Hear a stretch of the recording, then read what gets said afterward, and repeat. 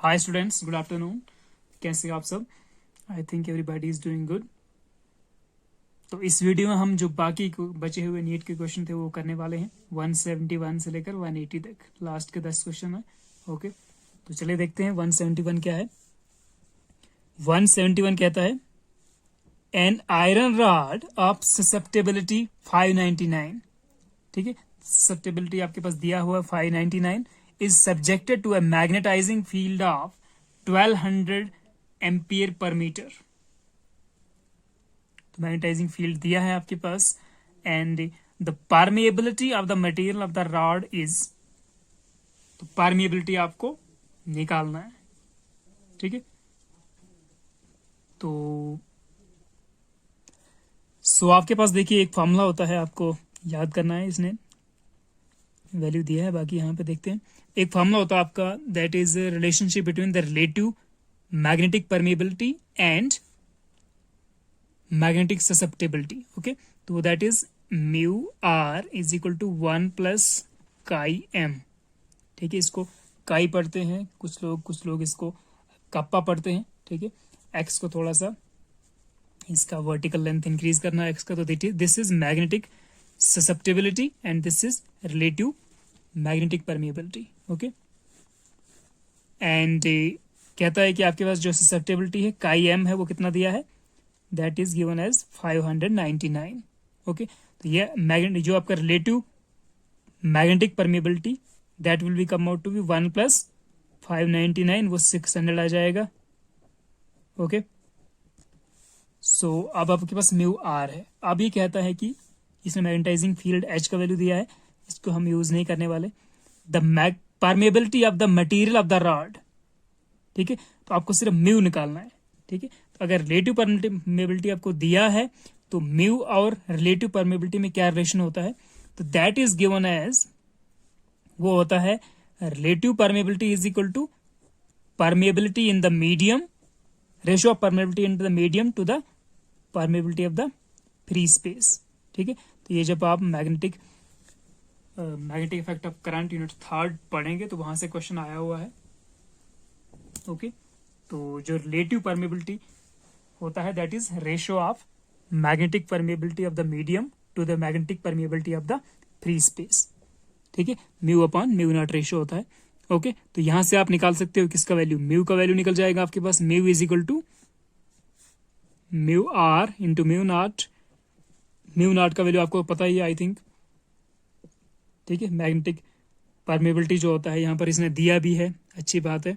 Mu naught is equal to 4 pi into 10⁻⁷ TMA। Okay, per ampere, tesla metre per ampere. तो यहाँ पर मैं values use कर रहा हूँ। तो म्यू आर अभी निकला है 600 इंटू म्यू नॉट होता है 4 पाई इंटू 10⁻⁷। ओके, देखते हैं क्या आता है। तो this comes out to B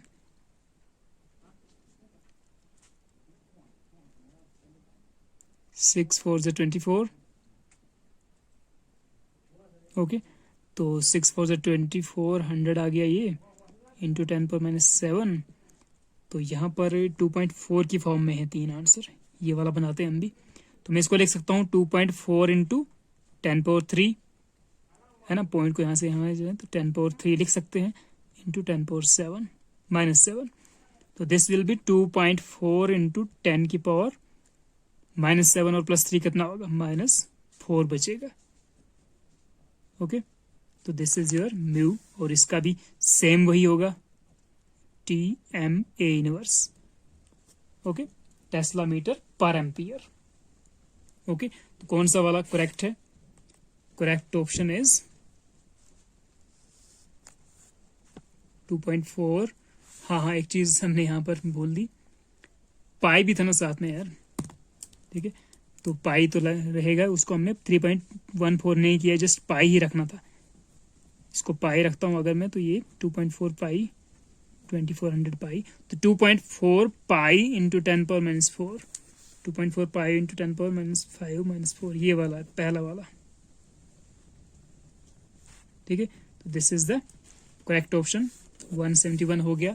next चलते हैं 172 पे। 172 जो है सॉलिनॉइड पे आया हुआ है। ओके, तो सॉलिनॉइड पे या टायराइड पे मतलब क्वेश्चंस आते हैं, बायट-सैवर्ट लॉ पे, एम्पीयर-सैवर्ट लॉ पे, वहां से भी क्वेश्चन निकलता ही निकलता है। और सॉलिनॉइड पे तो शायद दूसरी बार तीसरी बार मैं देख रहा हूँ इस बार पेपर में क्वेश्चन आया हुआ है।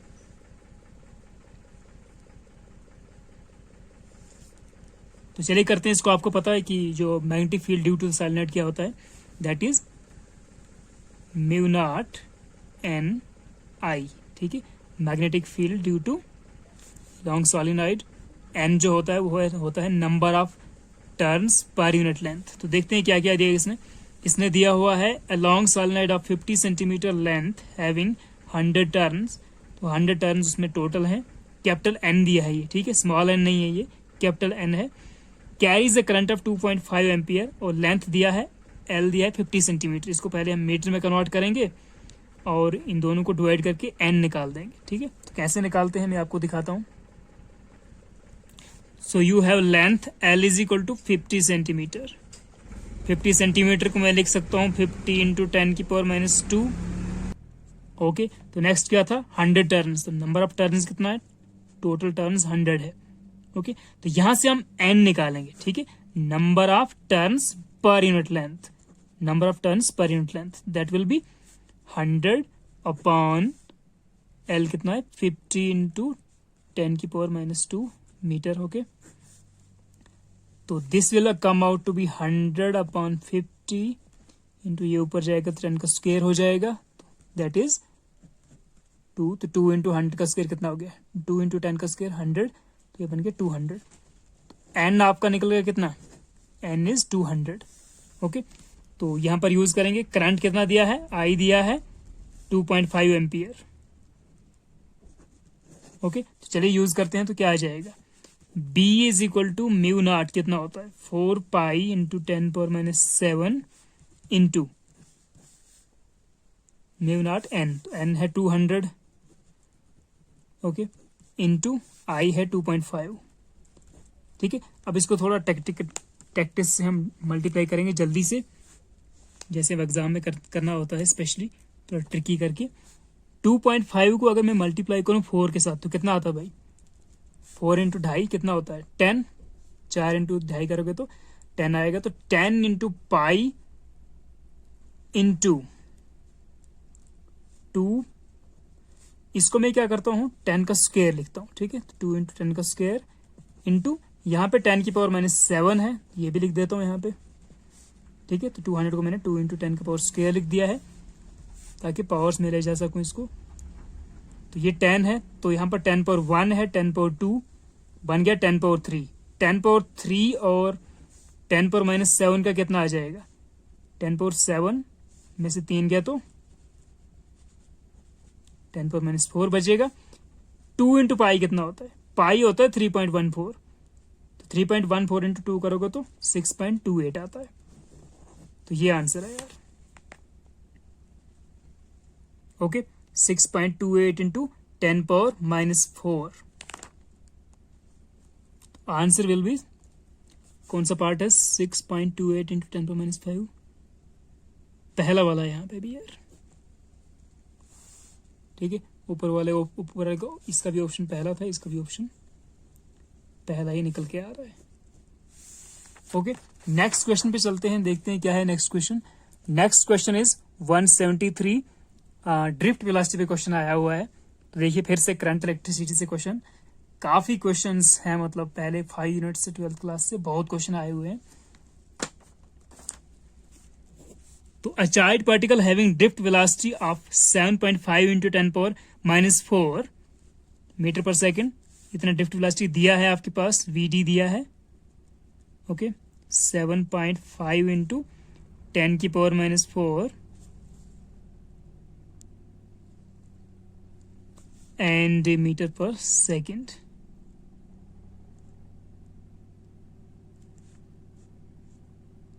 Okay, and in an electric field of, E दिया आपके पास कितना 3 into 10 power minus 10 volt per metre. Okay, तो बोलो भाई, has a mobility in units में दिया है मोबिलिटी कितना होगा। तो मोबिलिटी का सिंपल सा आपका फॉर्मूला है कि मोबिलिटी जो है ना, आप पहले ड्रिफ्ट वेलोसिटी को कर सकते हो। Drift velocity is equal to mobility times electric field, v is equal to mu E होता है। ठीक है, इसको हम इलेक्ट्रॉनिक ड्रिफ्ट वेलोसिटी के ले रहे हैं म्यू को। ओके, तो यहां से आपको मोबिलिटी निकल जाएगा। तो मोबिलिटी क्या हो जाएगा, mu is equal to we d upon E, मतलब इन दोनों को डिवाइड करना है जस्ट। ठीक है, तो ये मोबिलिटी का फॉर्मूला निकल गया। तो कितना आ जाएगा, that is equal to we D कितना है 7.5 इंटू 10⁻⁻4 अपॉन 3 इंटू 10⁻⁻10।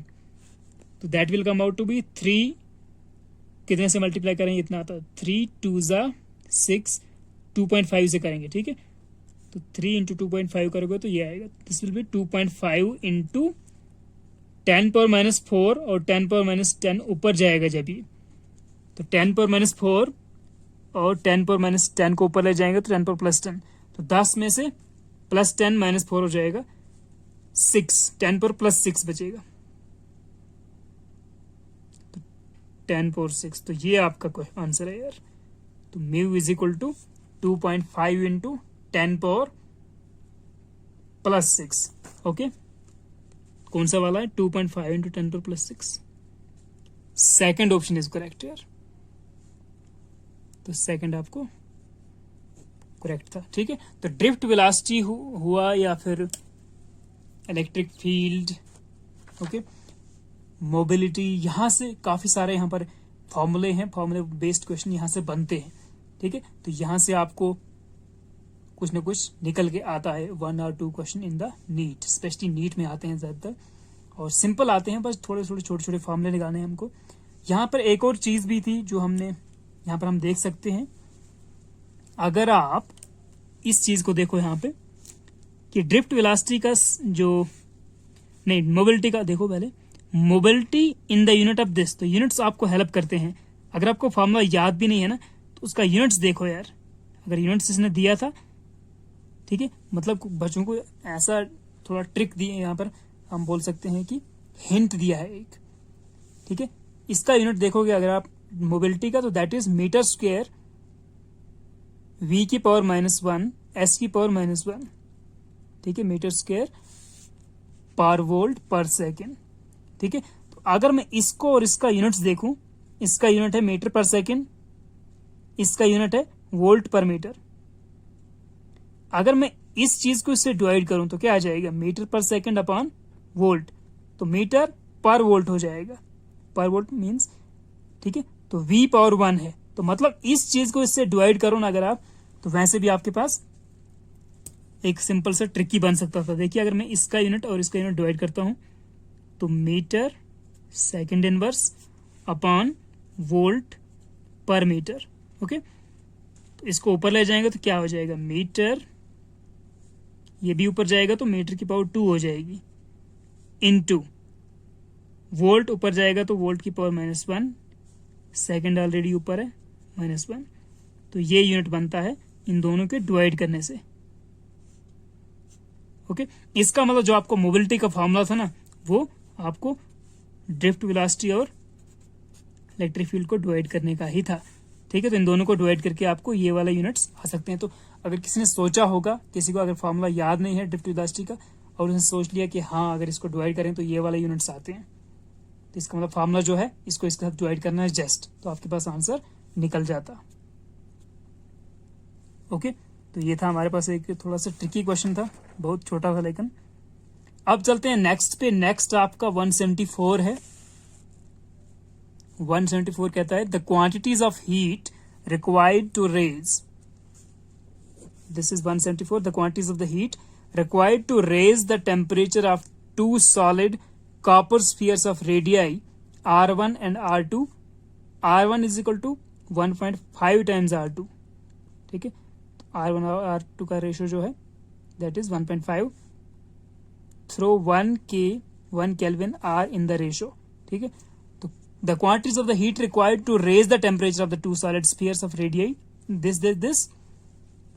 ठीक है, तो दो स्फीयर्स हैं, सॉलिड स्फीयर्स जिनका रेडियाई R1 और R2 है, और R1 जो है 1.5 टाइम्स R2 है, और उनका 1 केल्विन से टेम्परेचर इंक्रीज करना है। तो कितना हीट रिक्वायर है हमारे पास, कितना हीट हमें लगेगा। तो आपको यहाँ पे अब ये जब आपने प्रॉपर्टीज ऑफ बल्क मैटर पढ़ा होगा अगर 11th क्लास से, तो वहां से क्वेश्चन निकला हुआ है ये। तो वहां पर जो फॉर्मूला होता है दैट इज हीट, और जो आपका रिलेशन होता है हीट, ठीक है ना, हीट रिक्वायर्ड या ट्रांसफर ऑफ हीट, तो उसके जो फॉर्मूला आता है that is delta Q is equal to M S delta T. ठीक है, तो दोनों को इंक्रीज करना है 1 केल्विन टेम्परेचर, तो डेल्टा टी तो सेम है और एस भी सेम रहेगा। ठीक है, और जो आपका मासेस है, ठीक है, उस पर इफेक्ट पड़ेगा। ठीक है, क्योंकि रेडियस एक का कम है दूसरे का ज्यादा है, R1 is greater than R2 है, तो वहां पर इफेक्ट पड़ेगा। तो देखते हैं क्या निकलता है। तो पहले हमें क्या करना पड़ेगा, दोनों स्फीयर्स के लिए डेल्टा Q1 डेल्टा Q2 लेना है। ओके, तो चलिए इसको करते हैं जल्दी से। ओके, तो इसने क्वांटिटीज ऑफ हीट रिक्वायर्ड का रेशो पूछा हुआ है, तो हम रेशो करते हैं उनका भी। तो हम मानते हैं कि जो हीट रिक्वायर्ड फॉर 1 है फर्स्ट सॉलिड, ओके, वो डेल्टा क्यू लेते हैं और उसका रेशो करता है सेकंड सॉलिड के साथ। ओके, तो that will be delta Q का वैल्यू क्या होता है, delta Q is equal to M S delta T. Okay, तो ये हो जाएगा फर्स्ट मास, पहले का mass into S into delta T, तो सेम है टेम्परेचर। ठीक है, डेल्टा क्यू डेल्टा T1 1 की के इसके लिए भी और इसके लिए भी, तो इसके लिए आ जाएगा M2S डेल्टा टी। तो डेल्टा टी दोनों के लिए सेम और एस भी सेम होगा। M1 और M2 का मसला है। ठीक है, that will B M1 upon M2। ठीक है, अब M1 अपॉन M2 जो है उसको हम रेडियस की फॉर्म में कैसे लाएं। ठीक है, तो आपको पता ही होगा कि हमारा जो डेंसिटी इज इक्वल टू क्या होता है, मास अपॉन वॉल्यूम। ठीक है, density is equal to mass per volume. Okay, मास पर यूनिट वॉल्यूम। तो अगर मैं यहां से मास का निकालूं तो क्या हो जाएगा, mass is equal to density into volume. Okay, तो क्या मैं इसको ऐसे लिख सकता हूं, मास फर्स्ट का मास हो जाएगा डेंसिटी ऑफ फर्स्ट, ठीक है, डेंसिटी तो सेम होगा,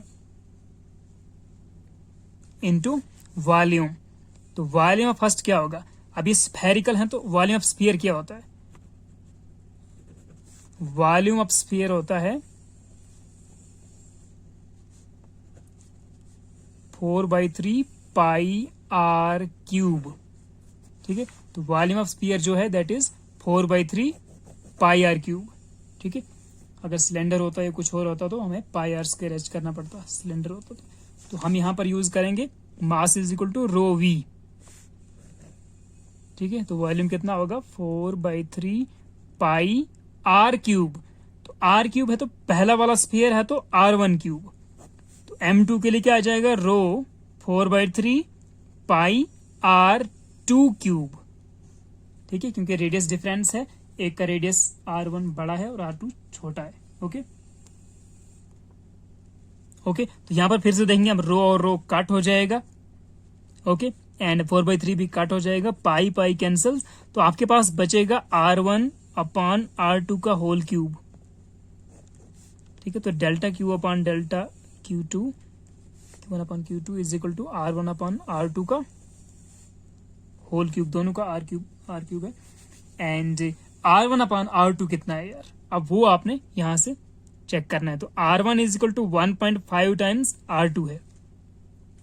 ठीक है, तो R1 is equal to 1.5 times R2, इसका मतलब R1 अपॉन R2 कितना हो जाएगा 1.5। 1.5 को मैं क्या 3/2 लिख सकता हूं। ठीक है, एंड इसकी जगह पे हम ले सकते हैं 3/2 का क्यूब। तो जो रेशो हो जाएगा हीट रिक्वायर्ड दोनों के लिए that will B 3 into 3 into 3, that is 3 3 ज़ा 9 3 ज़ा 27 अपॉन 2 2 ज़ा 4 2 ज़ा 8। क्या ये ऑप्शन है, देखते हैं। तो 27/8 वाला option A part he correct था यार। ठीक है, तो हमने बस यूज किया कि हमने जस्ट फॉर्मूला यूज किया, delta Q is equal to M times S delta T. ठीक है। और m की जगह पे हमने क्या किया, रो वी यूज कर दिया, ठीक है। रो वी क्यों यूज करें, ताकि हम वॉल्यूम को चेक करें, क्योंकि हमारे पास जो रेडियस है ना दोनों का कम ज्यादा था, तो स्फेरिकल बॉडीज का रेडियस है तो वो वॉल्यूम में 4/3 पाई आर क्यूब में हेल्प करेगा रेडियस, ठीक है, इसलिए उसको यूज करना पड़ा। ओके, बाकी जो s इंटू डेल्टा टी था, ठीक है, तो वो तो डिवाइड में कैंसिल हो गया था, ठीक है। तो जब रेशियो किया दोनों का तो m s डेल्टा टी ये दोनों सेम, तो कैंसिल हो गए तो सिर्फ m1/m2 रहेगा, तो उसको फिर रो वी में चेंज कर लेना, ठीक है। तो रो वी में चेंज करके हमने इस टेक्निक से निकाल लिया इसको। बस फार्मूलाज को रिशफल करना है और कुछ ज्यादा होता नहीं फिजिक्स में, और बस कुछ कंसेप्ट पहले से पता होना चाहिए, ठीक है। और बाकी आप फार्मूले प्रैक्टिस करते जाओ, और पेपर का जो पैटर्न है उसको भी स्टडी करना जरूरी है, पेपर कैसे आता है, कहाँ से इंपॉर्टेंट कंसेप्ट कहाँ से पिकअप होते हैं हर साल, तो वो देखना जरूरी है। नेक्स्ट क्वेश्चन पे चलते हैं। नेक्स्ट क्वेश्चन यहां से भी देखिए अब क्वेश्चन आता ही आता है, जैसे E = mc² पे, ठीक है, एनर्जी निकालना आता है किसी मास का, वैसे ही energy associated with the mass E = mc², Einstein's mass energy equivalents पे आता है। वैसे ही एक इम्पॉर्टेंट हमारा जो dual nature of matter and radiation जब हम पढ़ते हैं 12th में, तो वहां पर एक इम्पॉर्टेंट चीज है जो हमारा है डी ब्रॉगली हाइपोथेसिस, ठीक है ना, डी ब्रॉगली वेवलेंथ निकालनी आती है। तो इस बार भी देखिए हर साल क्वेश्चन यहाँ से आता ही आता है, कभी कभी थोड़ा सा डिफिकल्ट करके देते हैं, और कभी कभी नीट में तो यूजुअली सिंपल ही आता है ज्यादा, इस बार तो बिल्कुल ही सिंपल है। ये देखिए, an electron is accelerated from rest through a potential difference of v volts, ठीक है। तो इसने पोटेंशियल डिफरेंस बोला कि v वोल्ट से उसको एक्सेलरेट कर दिया, पहले रेस्ट पे था पार्टिकल, अब उसको एक्सेलरेट कर दिया है v वोल्ट के से थ्रू, ठीक है, potential difference v volt use कर दिया। If the de Broglie wavelength of electron is इतने, ठीक है, तो डी ब्रॉगली वेवलेंथ चेक किया, तो इलेक्ट्रॉन का चेक किया, तो लैम्डा कितना है 1.227। पहले से देखिए क्वेश्चन मतलब ऐसी वैल्यूज दी रखी हैं ताकि आपको क्वेश्चन में जल्दी कैंसिल हो जाए, ठीक है, लेंथी कैलकुलेशन ना बने। तो 1.227 into 10⁻² nanometre, the potential difference is, ठीक है। तो आपको इसके लिए सिंपल से जस्ट फॉर्मूला लगाना था कि आपके पास क्या फॉर्मूला होता है, lambda is equal to 12.27 upon √v इतने एंगस्ट्रॉम, ठीक है, ऐसे निकाला जाता है। ओके, और आपको क्या करना था, आपको वोल्टेज निकालना है, ठीक है, ये पोटेंशियल निकालना है। तो मैं क्या करूंगा, इसको इधर ले जाऊंगा, तो √v is equal to 12.27 angstrom upon lambda, तो लेमडा कितना दिया है 1.227 इंटू 10⁻² नैनोमीटर, तो इंटू 10⁻⁹ भी करना पड़ेगा, नैनोमीटर को मीटर में कर दिया। ओके, और ये एंगस्ट्रॉम था ऊपर से, तो एंगस्ट्रॉम को भी मैं इंटू 10⁻⁻10 कर देता हूं, ठीक है, सारी वैल्यूज ऐसे यूनिट में आ जाए ताकि। तो this comes out to be, हाँ, तो ये √v था ना, अब हम क्या करेंगे v निकालेंगे, तो इसका भी और इसका भी स्क्वायर हो जाएगा, तो this will come out to be 12.27 into 10⁻⁻10, okay, upon 1.227 into 10⁻² और 10⁻⁹ है, तो दैट इज 10⁻11 होल बाहर से स्क्वायर, ठीक है, क्योंकि यहाँ पर अंडर रूट था तो अंडर रूट को हटाया तो उससे स्क्वायर लगाया। ओके, तो that comes out to be, इसको निकालते हैं ज्यादा नीचे, तो इसका मैं क्या ऐसे लिख सकता हूँ, इसको 12.27 इंटू 10⁻⁻10 डिवाइडेड बाई, इसको मैं कर सकता हूँ 12.27, ताकि मैं इसके साथ और इसका कैंसिल करूं, तो मुझे पॉइंट यहाँ से इधर लेना है, ठीक है, छोटे से बड़ा कर रहा हूँ, तो ये आ जाएगा इंटू 10⁻⁻1 लगाऊंगा तो हो जाएगा ना 12.27 इंटू 10⁻⁻1, तो वो यही आएगा same, into 10⁻⁻11 whole square. Okay, तो इसको फिर से करेंगे, दिस एंड दिस कैंसल्स, ये कैंसिल हो गया, पीछे कितना बचा 10⁻⁻10 और 10 की पावर ये -12 हो गया, 10⁻10 अपॉन 10⁻12 होल स्क्वायर चल रहा है, ठीक है, whole square, and that will be come out to be 10⁻10 plus 12 whole square. 12 में से 10 गया तो 10⁻2 बची होल स्क्वायर, तो 10⁻4। तो जो आपका पोटेंशियल डिफरेंस, ठीक है, दैट इज 10⁻4 वोल्ट। ओके, तो 10⁻4 वोल्ट था आपका आंसर यार, ठीक है। तो कौन सा वाला है 10⁻4? D part was your correct option, ठीक है। तो डी ब्रागली वेवलेंथ पे भी आपको क्वेश्चन एक न एक हर साल निकल ही जाता है यहाँ से, या तो डी ब्रागली पे आता है या फोटो इलेक्ट्रिक जो इक्वेशन है, ठीक है, फोटो इलेक्ट्रिक इक्वेशन या वर्क फंक्शन पे, तो इनसे एक क्वेश्चन आपको निकलना ही निकलना है ड्यू नेचर ऑफ मैटर से। ओके, तो यहाँ पर मैं अभी थोड़ा सा डी ब्रागली का पूरा फॉर्मूलाज वगैरह भी यहाँ पर लिख के रखता हूँ ताकि आपको हेल्प मिले। तो डी ब्रागली का आपका देखिए सिंपल जो फॉर्मूला है that is lambda is equal to h upon mv, ठीक है, mass of the particle into velocity of the particle, h is the Planck's constant, इसका वैल्यू होता है 6.625 into 10⁻34 joule second. Okay, units वगैरह आपको physics में unit, SI unit, dimension formula बिल्कुल टकाटक याद होना चाहिए, ठीक है ना।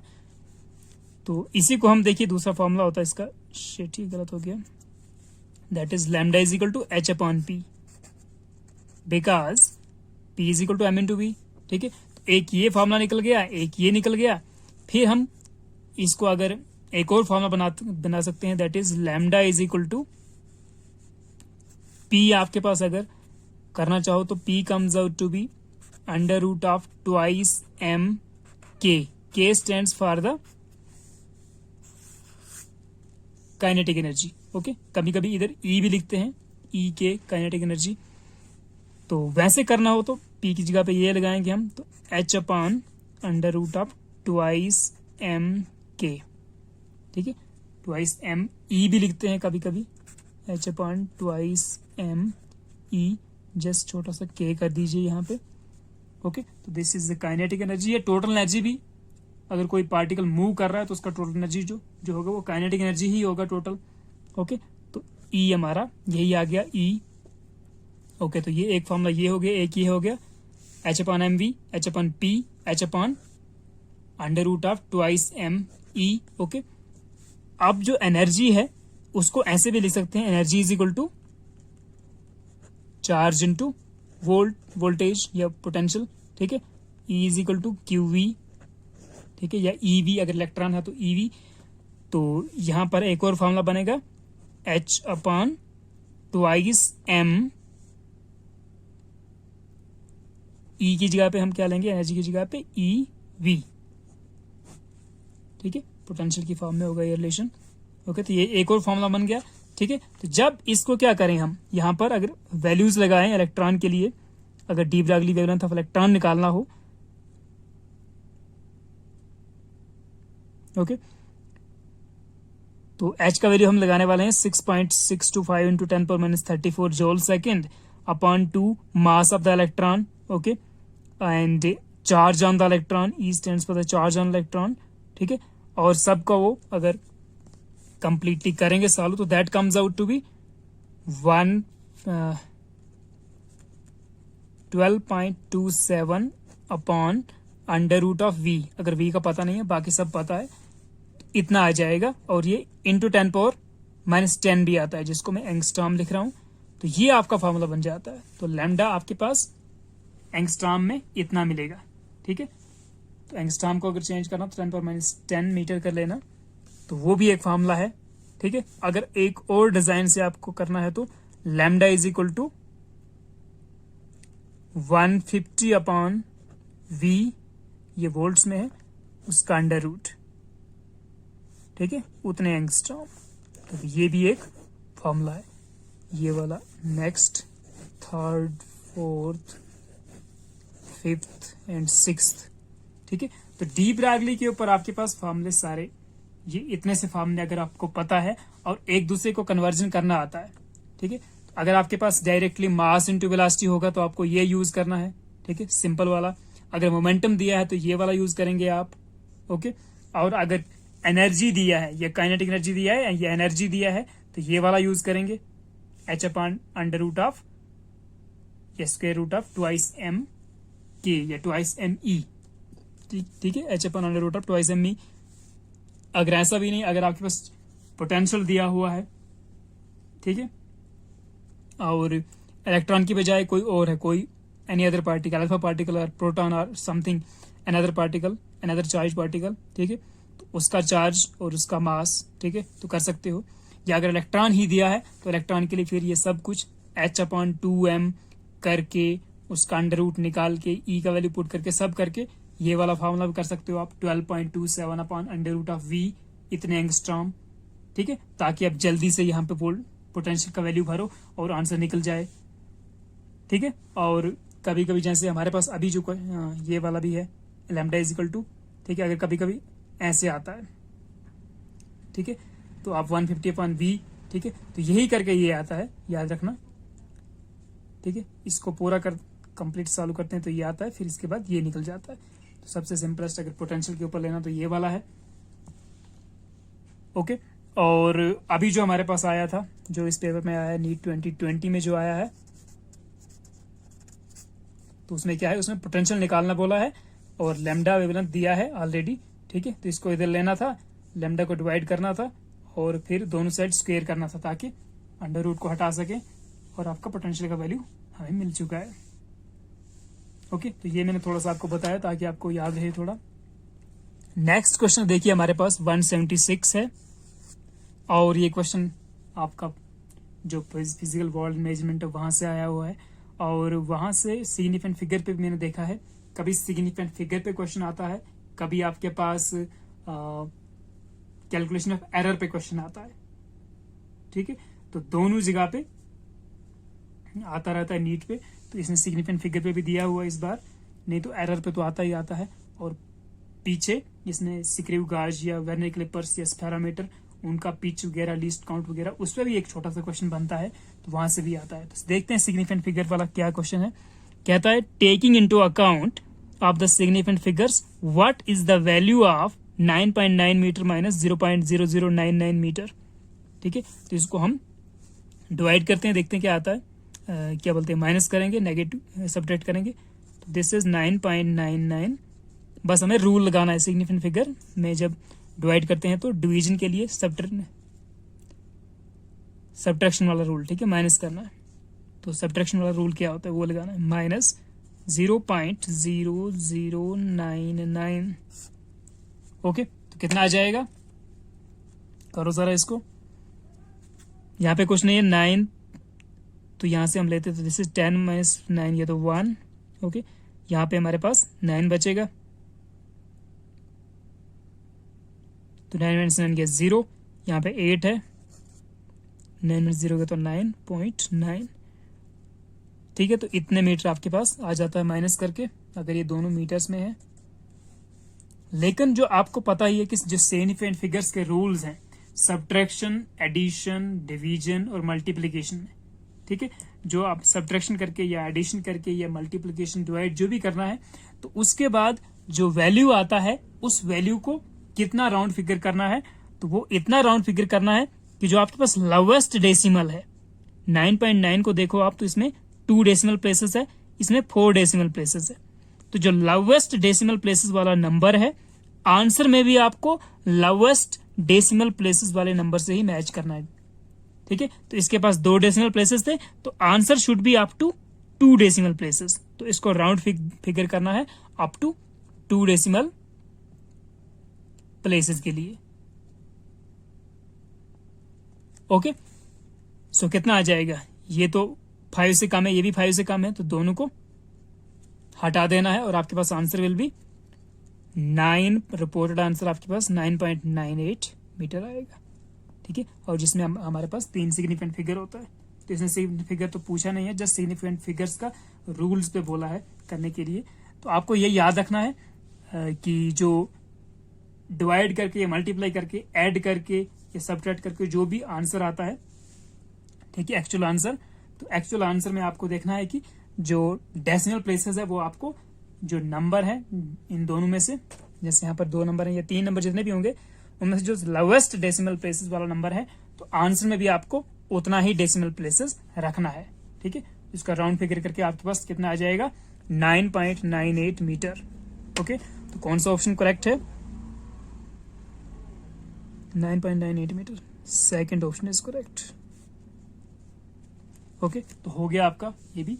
और चाहे आपको डिवाइड करना हो, डिवीजन के लिए, सब्ट्रैक्शन के लिए, एडिशन के लिए या मल्टीप्लिकेशन के लिए, ठीक है, तो चारों में सेम रूल है कि जो लोवेस्ट नंबर डेसिमल वाला जो नंबर है वही आंसर में भी उतना ही डेसिमल प्लेसेस आना चाहिए। ओके, तो ये था सेकंड पॉइंट फिगर के ऊपर क्वेश्चन। अब नेक्स्ट आपके पास 177 है यार। 177 क्या है, a ball is thrown vertically downwards with a velocity of 20 metre per second from the top of the tower. तो एक बॉल को ये वर्टिकली डाउनवर्ड थ्रो कर रहा है with a velocity of 20 metre per second. Okay, तो देखिए यहाँ पे कितना हमारा इनिशियल वेलोसिटी कितना है, 20 मीटर पर सेकेंड से थ्रो किया जा रहा है बॉल को vertically downwards. It hits the ground after some time with a velocity of 80 metre per second. तो जो आपका इनिशियल वेलोसिटी आपको मिल गया है, देखिए 20 मीटर पर सेकेंड था इनिशियल वेलोसिटी और 80 मीटर पर सेकेंड है आपका फाइनल वेलोसिटी। तो u इज इक्वल टू कितना है, 20 metre per second, v is equal to 80 metre per second.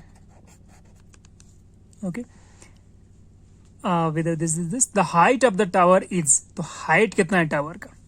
Okay, तो समथिंग लाइक दिस, यहां से एक बॉल थ्रो किया, ये कोई टॉप ऑफ टावर है, ठीक है, तो यहां से टॉप से थ्रो किया, यहां पर स्पीड था 20 metre per second, that is u, and यहां पर पहुंचते वक्त उसका स्पीड कितना था बॉल का, उसका स्पीड था 80 metre per second, that is v। तो v भी आपके पास है, u भी है, और हमें निकालना है इसका हाइट, h निकालना है, ये नहीं हमें s निकालना है। ओके, तो कौन सा फॉर्मूला है जिसमें हमें u मिले, v मिले और हमें s मिल सके, हाइट मिल सके वहां से।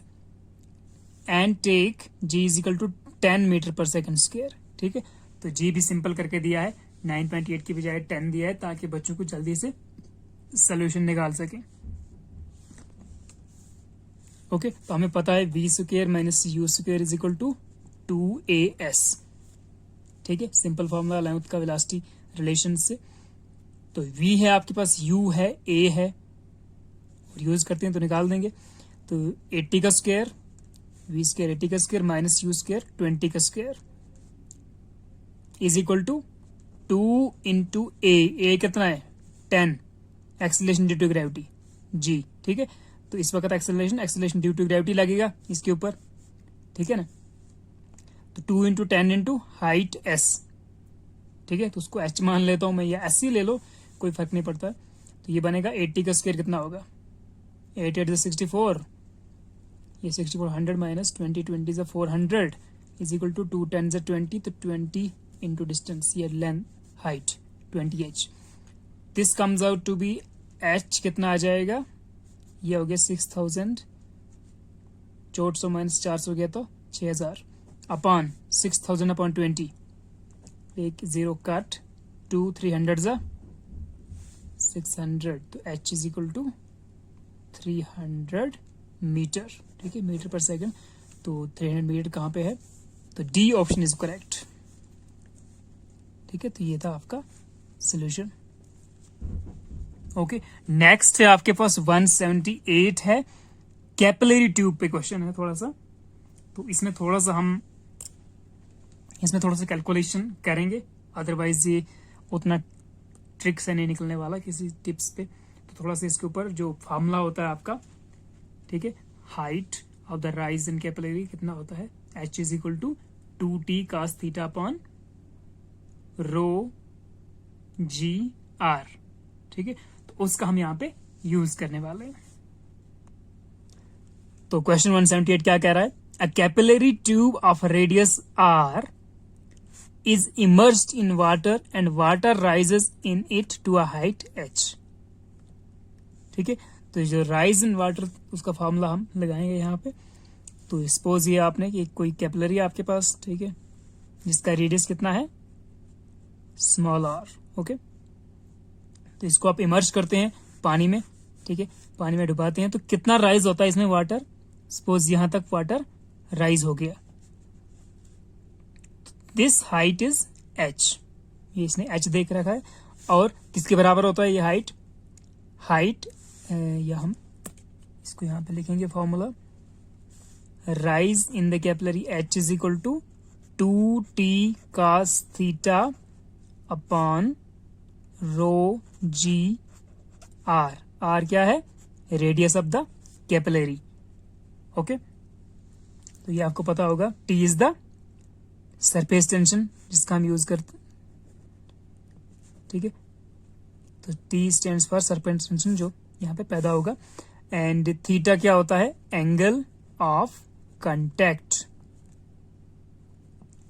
Theta is angle of contact, rho is your density of the liquid, जो भी लिक्विड होगा, and G is the acceleration due to gravity, and R is the radius. तो आर और एच के बीच में ये रिलेशन है, राइज कितने हाइट तक राइज हो सकता है। ओके, तो इसने कहा कि एच हाइट तक राइज होगा।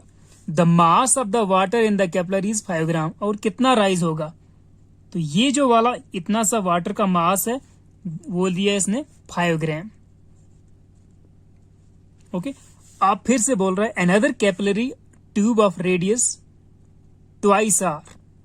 तो एक और कैपिलरी हमको लेना पड़ेगा जिसका रेडियस डबल है, इसके डबल, ट्वाइस आर है इसका रेडियस। ओके, तो ये वाटर का अगर लेवल है तो इसमें कितना राइज होगा, ठीक है। तो इसमें दिख रहा है कि अगर यहां से इंक्रीज करेंगे हम विड्थ, ठीक है ना, रेडियस इंक्रीज होगा तो हमारा जो एच है वो हाफ हो जाएगा। अगर रेडियस डबल हो रहा है एच हाफ हो जाएगा, तो हमें कम राइज मिलेगा इसमें। तो दिस इज योर h/2। तो जो हमारा h डैश है दैट इज h/2, ये हाफ होगा।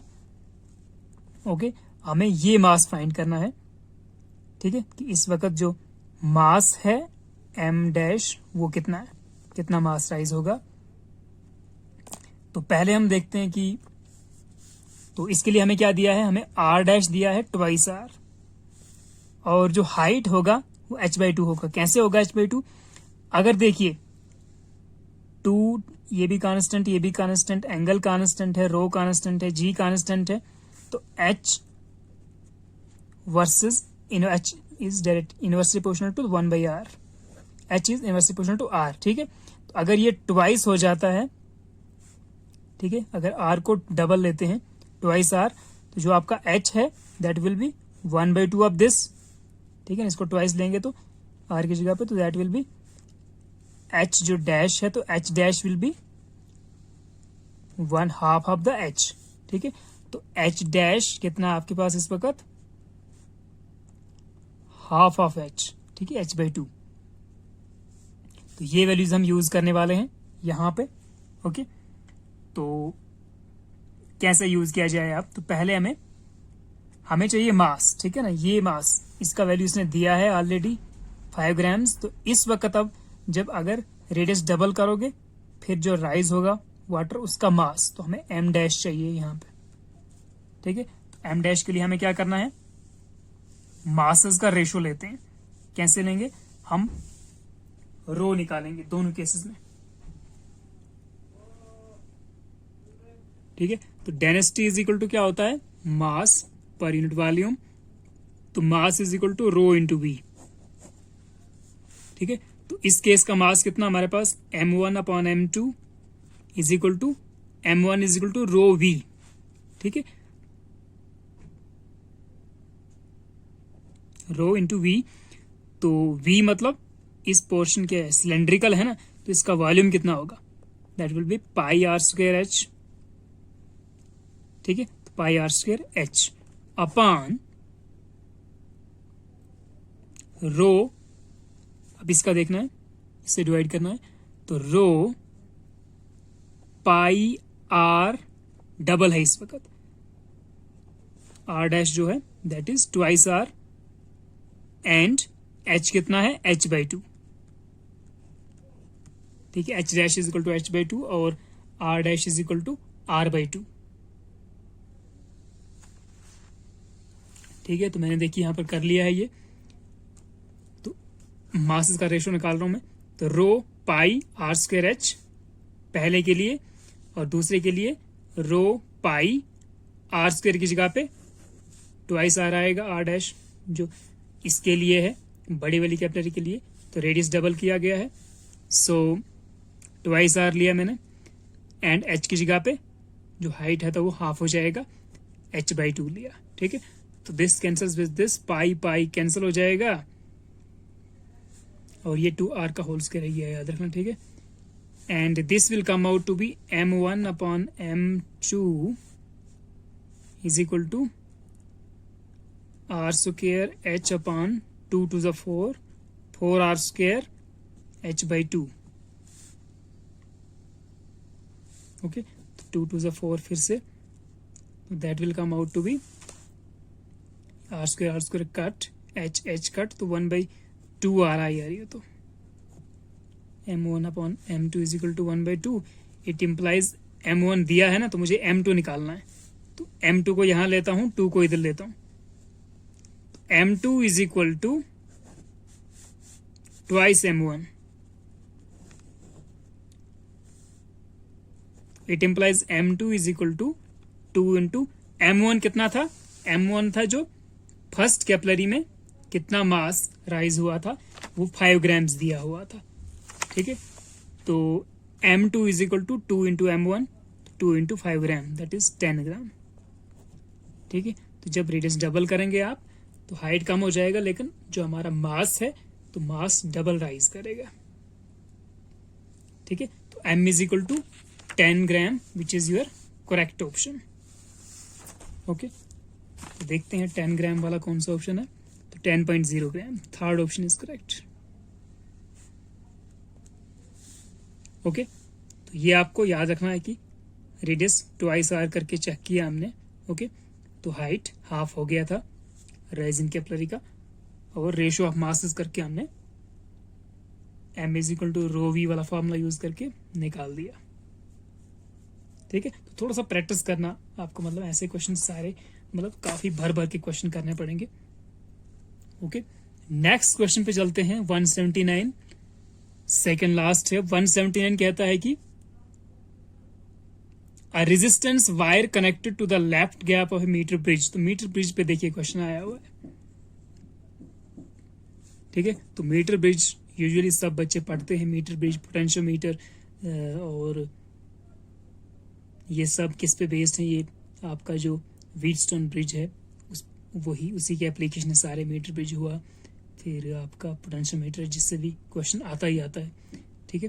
तो इस बार मीटर ब्रिज भी आया है, और हमें बस वो फॉर्मूला याद करना है जो आपका व्हीटस्टोन ब्रिज का जो प्रिंसिपल है, ठीक है ना,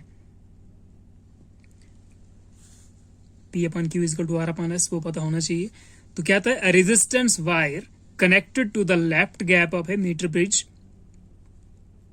balances a 10 ohm resistance in the right gap, ठीक है। तो क्या है, अगर डायग्राम को आप थोड़ा सा अगर बनाना चाहें बना भी सकते हैं। मैं मानता हूं ये है left gap, this is right gap, ठीक है। तो ऐसे होता है डायग्राम, ठीक है। तो यहाँ पे ये वाला ऐसे वायर होता है 100 सेंटीमीटर, अगर एक्चुअल में आपने प्रैक्टिकली किया होगा इसको, ठीक है। और यहाँ पर इसको पॉइंट ए मानते हैं, AC इज द वायर, ठीक है, जिसको हम मीटर ब्रिज वायर बोलते हैं, जो कॉन्स्टेंटन या मैग्नेट का बना होता है। तो कहता है जो लेफ्ट गैप है, this is left gap, this is right gap. तो left resistance wire of in the left gap, तो रेजिस्टेंस वायर यहाँ पे लगाई है लेफ्ट गैप में, ठीक है। और राइट गैप में आपका लगाया है 10 ओम का रेजिस्टेंस। तो जब रेजिस्टेंस बॉक्स यूज करने वाले हो आप 10 ओम, मतलब तो उसमें से आपको 10 ओम का की निकालना है, तो 10 ओम का की सर्किट में लग गया होगा, ठीक है। तो राइट गैप में क्या लगाया है, 10 ओम का रेजिस्टेंस लगाया है, जो इस रेजिस्टेंस को बैलेंस कर रहा है, ठीक है। तो ये रेजिस्टेंस वायर जो हमें निकालना है, इसका पता नहीं है, इसको मैं AC, इसको B मानते हैं, B D पॉइंट मानते हैं इसको, ठीक है। और यहाँ पे ये वाला जो वायर है, this is right gap, this is right gap. तो यहाँ पे ये वाला जो वायर है, 10 ओम का रेजिस्टेंस लगाया है, 10 ओम का की सर्किट में लग गया होगा, ठीक है। तो ये रेजिस्टेंस वायर जो हमें निकालना है, इसका पता नहीं है, इसको मैं A C, इसको B मानते हैं इसको, ठीक है। तो डी पॉइंट से आपको पता है यहाँ से कनेक्टेड होता है हमारा गैल्वेनोमीटर जी, एंड साथ में आगे जाकी होता है जो हमें बैलेंसिंग पॉइंट देता है। तो कहता है कि balances a 10 ohm resistance in the right gap. तो कहाँ पे बैलेंस करता है? At a point which divides the bridge wire. तो जो आपका ब्रिज वायर है उसको कहाँ पे डिवाइड करता है? ये इन द रेशियो 3:2। ठीक है। तो अगर ये 3 है, ये लेंथ का 3 इससे इधर 2 टाइम्स इधर। ठीक है। 3:2 रेशियो में जो मीटर ब्रिज वायर होता है उसको डिवाइड करता है। ओके। ये आपका जाकी, आपके गैल्वेनोमीटर, ये डी पॉइंट से कनेक्टेड होता है।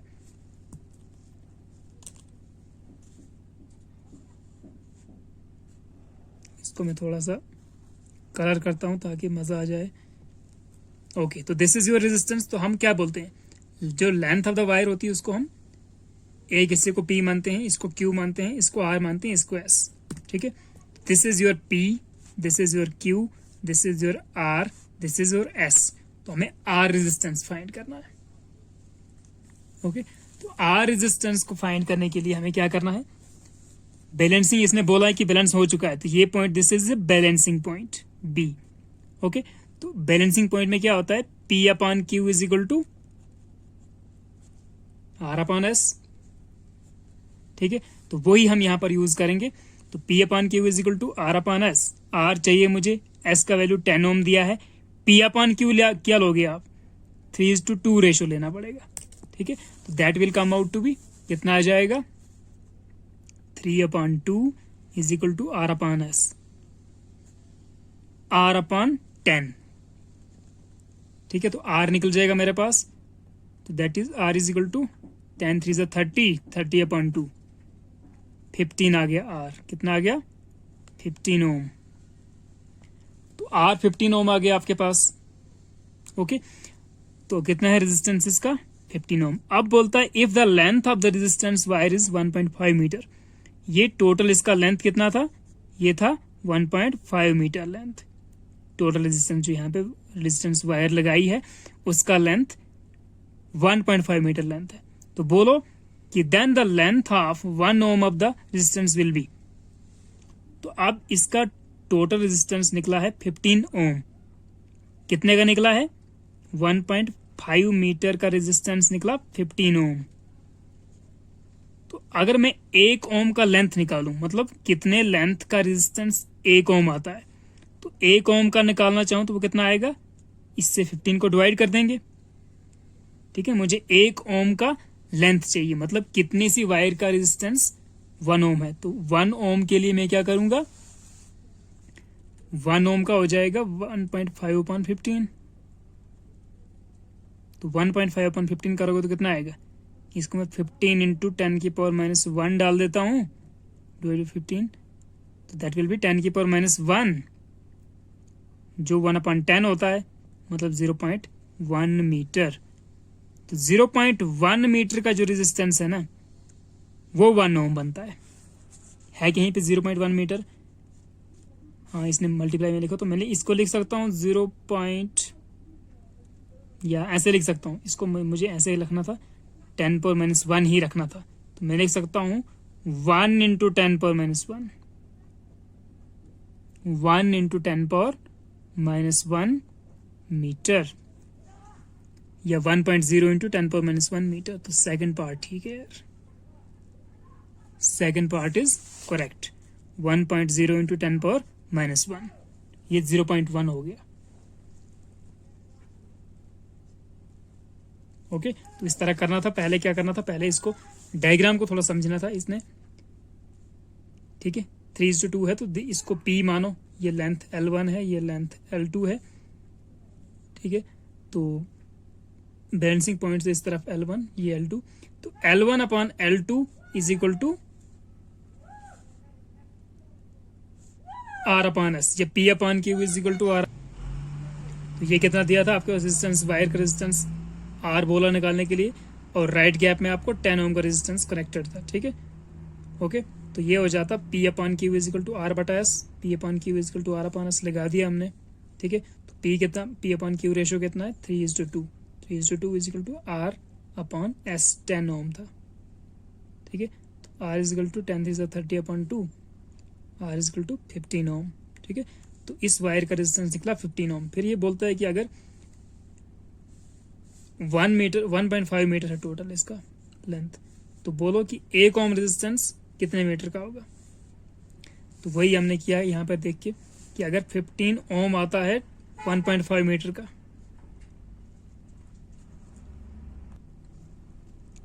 15 ओम आता है 1.5 मीटर का, तो 1 ओम कितना होगा 1.5/15, तो 1.5/15 करोगे दैट विल बी, यहाँ पे 10 की पावर -1 रहेगा, 15 कट होगा तो 10 की पावर -1 मतलब 1 इंटू 10 की पावर -1 इतने मीटर। तो वो आपका ऑप्शन ये वाला था 1.0 इंटू 10 पावर -1 मीटर। ओके, अब देखिए लास्ट 180 क्वेश्चन है हमारे पास। 180 कहता है गेट्स के ऊपर क्वेश्चन है। एक और इम्पॉर्टेंट चीज कि गेट के ऊपर भी क्वेश्चन आता ही आता है सेमीकंडक्टर से, ठीक है। गेट्स जितना भी है लॉजिक गेट्स, तो वहां से आपको एक क्वेश्चन मिलना ही मिलना है। कोई भी एंट्रेंस हो कहीं पर भी हो, चाहे नीट हो या IIT JEE हो या मेन या एडवांस्ड JEE एडवांस्ड हो, तो गेट पे एक क्वेश्चन उनने डिजाइन करके देना ही देना है। तो नीट में तो काफी सिंपल आता है, देखते हैं क्या है। For the logic circuit shown the truth table is, तो इसका ट्रुथ टेबल बनाना है। तो काफी सिंपल हम इसको कर सकते हैं।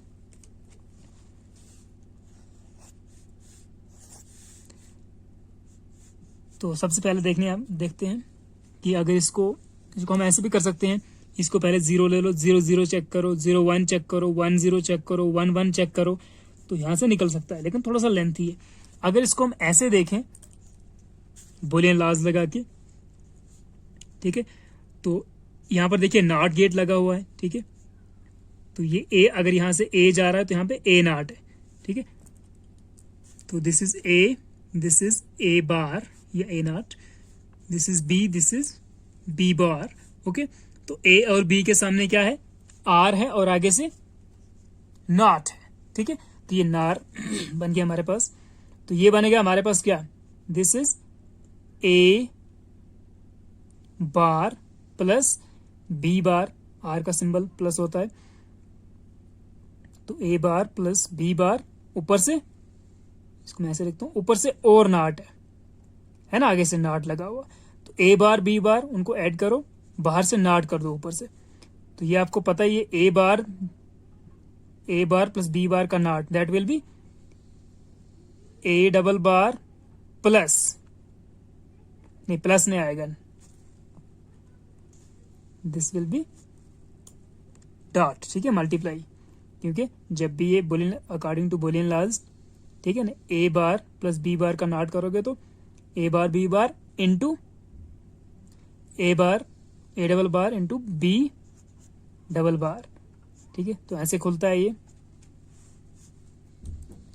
तो अगर ये ए डबल बार आ गया तो क्या हो जाएगा, ए डबल बार वापस ए होगा इंटू बी डबल बार का बी,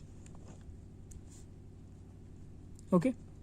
तो ऐसे करना था ये, या फिर आप 0 0 और 0 1 1 0 वो भी कर सकते थे। तो ये किसका है, this is the expression for AND gate, ठीक है। एंड गेट का बुलियन एक्सप्रेशन है ये। तो इसमें हमें देखना है कि एंड गेट का ट्रुथ टेबल कौन सा है, ठीक है। तो जो इस सर्किट का पूरे का ट्रुथ टेबल है वो एंड गेट का ही ट्रुथ टेबल होगा। तो कौन सा वाला है, क्या होता है एंड गेट में लास्ट पे 0 0 0 1, यही होता है ना। तो दैट विल बी यूर 0 0 0 1। तो ए पार्ट आपका करेक्ट है।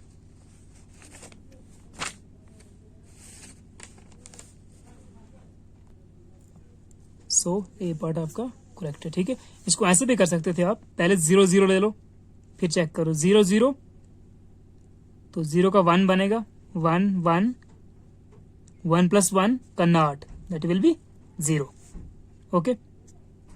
नेक्स्ट 0 1 चेक करते हैं, 0 यहाँ पे आएगा 1, यहाँ पे 1 वो आएगा 0।